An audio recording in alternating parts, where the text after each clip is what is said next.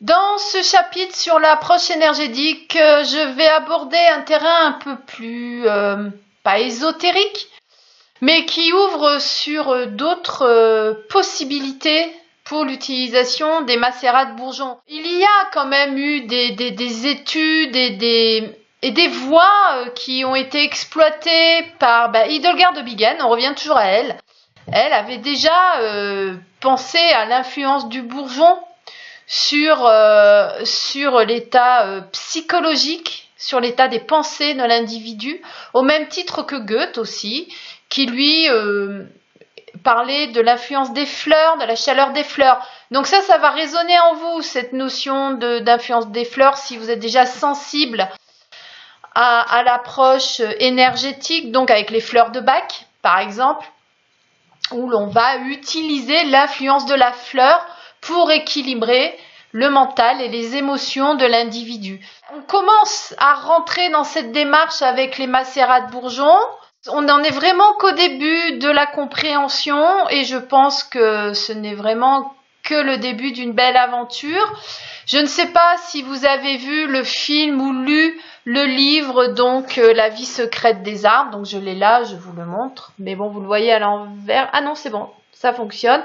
La vie secrète des arbres, donc qui a été écrite par Peter Wohlleben, où on découvre, en tout cas, si vous n'avez jamais été sensibilisé à cette approche-là, je vous le conseille, où vous allez découvrir tout ce monde invisible que l'on ne perçoit pas, que l'on ne ressent pas, mais qui existe et que l'on commence à définir, à étudier plus précisément, donc sur tout cet état vibratoire, chimique, qui permettent donc à l'arbre et aux végétaux de communiquer entre eux et de créer des liens afin de pouvoir survivre et se développer du mieux possible en fonction de leur environnement et des agressions qu'ils vont subir dans cet environnement.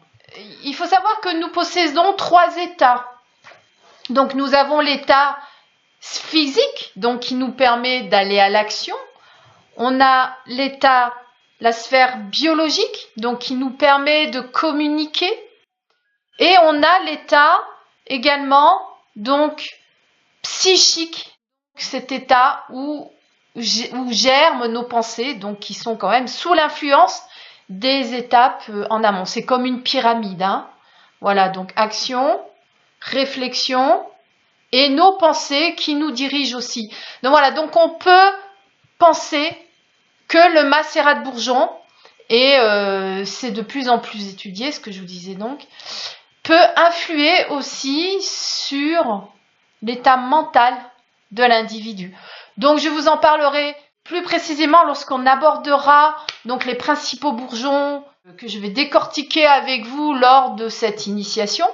Mais sachez qu'après, comme je vous ai expliqué dans le démarrage de cette initiation, nous irons beaucoup plus en profondeur sur chaque famille et sur chaque arbre de façon individuelle. Et là, vous verrez vraiment toute l'ampleur de cette approche énergétique.